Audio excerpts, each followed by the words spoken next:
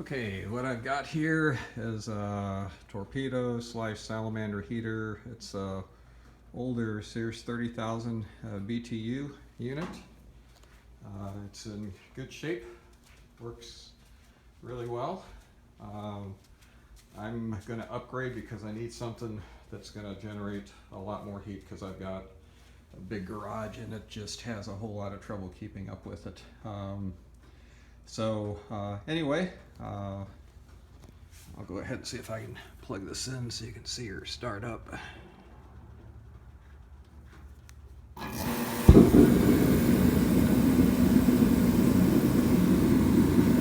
And there we go.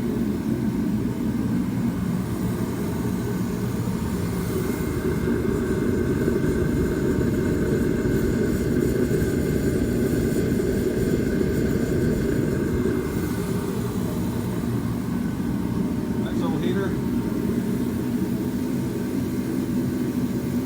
Needs to go to a good home.